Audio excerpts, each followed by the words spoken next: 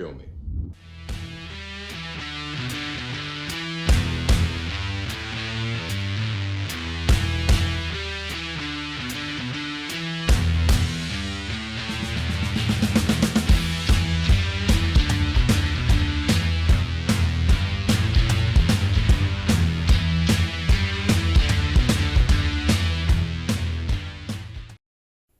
I'm the Martial Arts Film Freak, and I watched Absolute Dominion.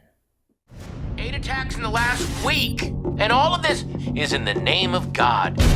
Every religion out there, choose a fighter, train them, and whoever is left standing at the end, that is the religion that we worship.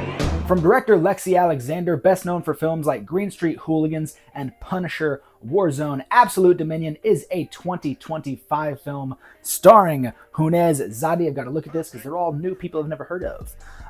Fabiano Viet, and of course our lead actor introducing Desiree Mia and Alex Winter. Oh, and of course, how can I forget Patton Oswalt?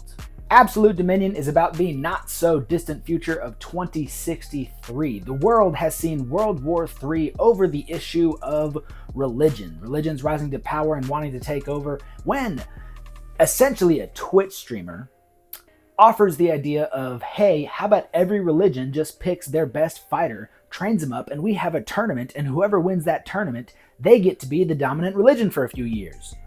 Hence, Absolute Dominion. Going into it, I was excited. I thought this idea, Absolute Dominion, was a really cool idea. Seemed like a really fun concept. Unfortunately, it is a fun, cool concept with kind of mediocre execution.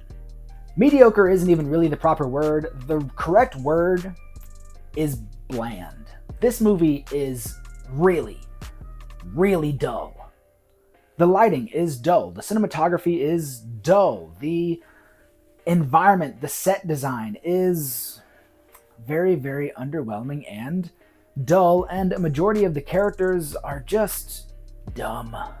The only thing truly making a majority of it interesting throughout most of the movie is the core concept, and what even heightens that concept is our main character doesn't even come from a religion. His people are scientists, his people are atheists, and so now one of the major conflicts is the tournament organizer has to come to this this argument of, do we let these atheists who will probably destroy the concept of religion and kill whatever we know as God for the rest of the world, do we let them win? So then they start conspiring against our hero. They're bugging his hotel room. They're sending assassins to kill him. That's actually a really cool idea. And what would make it even cooler and even more interesting is if anyone in this cast could act. Yes, Alex Winter is there, from Bill and Ted and from Lost Boys and whatever else he's been up to since then, but none of it helps. Nobody in this movie helps. Everyone in this movie is extremely bland, extremely dull. And I'm not normally one to pick on one of these movies for acting because, look, it's a low-budget B martial arts film, probably even lower than that. Who freaking knows? I did not look into the budget of this movie. I can excuse bad acting if the fight scenes, the action is epic, is excellent, is amazing, is enthralling. But when everything in your movie is dull, including the action, and we'll get there. I also have to point out the fact that the acting didn't help any of it feel any more interesting. Again, core concept, the storyline, our A and B plot, I thought all of that was really cool and would have been so much cooler and more interesting in a better movie. We even get a really cool idea in our hero, our main character, again, someone who is written to be an atheist, a non-believer, has these hallucinations, but he doesn't know if he's hallucinating or if he's hearing the voice of God. So then you start having other fighters befriending him and talking to him and protecting him from the assassins, not because of the God stuff, but because they just want a good fight. They just want the sportsmanship. They want to fight this dude who's supposed to be so good, but the tournament organizer is seeing it as worship. They don't see sportsmanship, they see worship. And I'm like, that's really cool. That's a really good idea. It would be so much better if it was in a different movie. The one thing in this movie that's colorful and exciting is so stupid because it's just a blatant Hunger Games knockoff. Like there's a character who's like, he's the presenter. He hops on the screens across the world and he lets people know what's going on in the tournament and he's having fun. He's all big and boisterous, but he's dressed like Stanley Tucci from the Hunger Games. So it's like, why is the most colorful guy in this movie just a blatant ripoff of something else? But let's get away from everything that's bland over here and let's get into everything that's bland over here in the action space, because all of that's bad and bland too. The annoying thing about these fight scenes is everyone on screen is clearly very capable. Everyone on screen can throw down, they can fight, they're martial artists. And it's not even that the choreography itself is bland. The choreography is exciting. The choreography is high flying, high kicks, jumping around. Sometimes it's on the ground, some jujitsu. That's hard to make interesting. I won't fault the movie for that. There's like 2 people that can make that look good, maybe 3. Again, it just comes down to performances. Even when they're throwing a really nice kick, they're showing their skills there, they're just so bland in execution. They have little to no screen presence. Anybody. And that's crazy because you got Mike frickin' Chat. I love Mike Chat. They gave him nothing to do in this movie. His fight, terrible. Every fight in this movie is fairly short and none of the fights deviate from one another in importance whatsoever. You don't feel any difference between a fight on the ground, a fight with a bunch of high-flying kicks, or a fight against a nobody and a fight against like the main antagonist. None of it feels any different. It's not about the choreography. It's not about what's actually going on screen. It's about the feeling, the essence of it. They all feel the same. The word for the video is bland. And it's annoying because I can't even say it's awful. I can't even say that the fights are bad because I have movies on my shelf over here that I've kept for years because the fights are so goddamn bad. But they stick around because it's something to talk about. I'm not going to remember these fight scenes in a week. I'm not going to remember these fight scenes in the next few days. They're just that boring.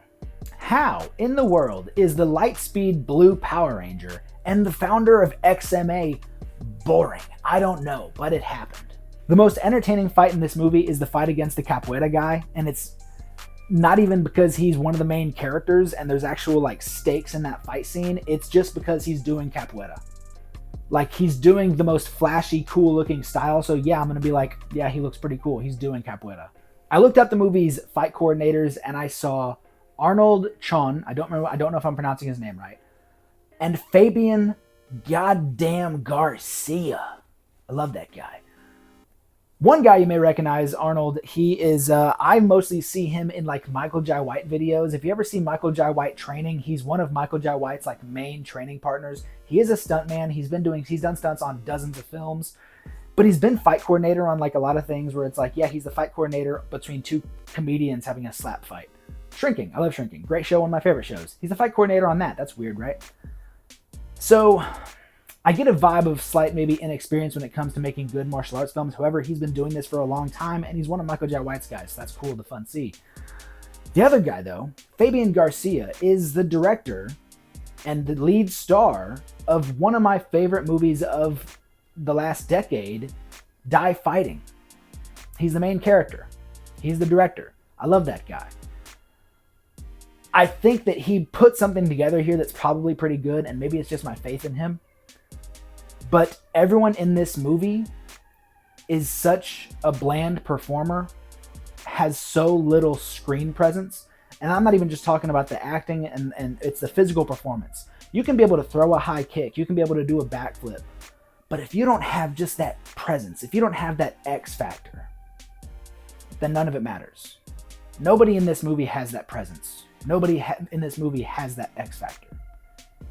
Everyone in this movie is bland.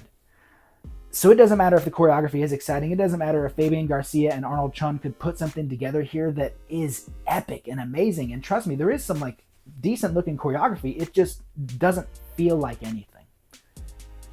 And it just comes down to screen presence. No one in this movie has any presence of the screen whatsoever. And it's so disappointing. It's such a cool concept. It's something I was actually really into. I loved a lot of the twists and turns.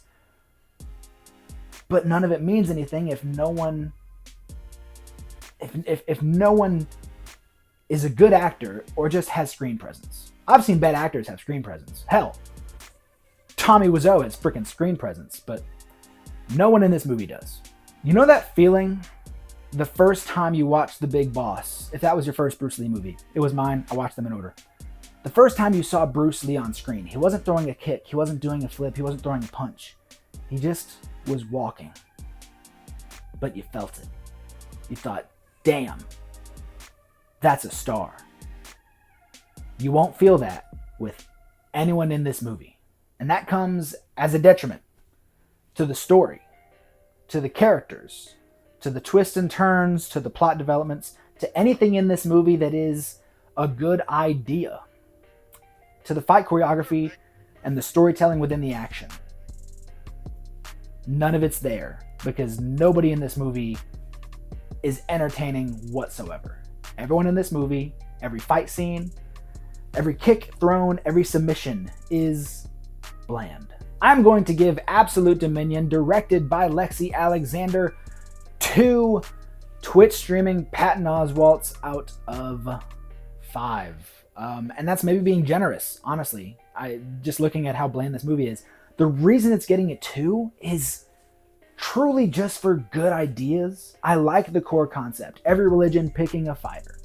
Our protagonists being atheists. Our protagonists being scientists. Some of the core ideas in our main character. I won't tell you all of them. The fact that our core character thinks he might be hearing God, and that scares the actual religious people into thinking he might be a prophet. The atheist guy's a prophet. That's freaking nuts in their world, that in their heads. And I'm like, yeah, that's a really good idea. The conflict of, are the other fighters just showing good sportsmanship, or are they worshiping the guy who might be the prophet?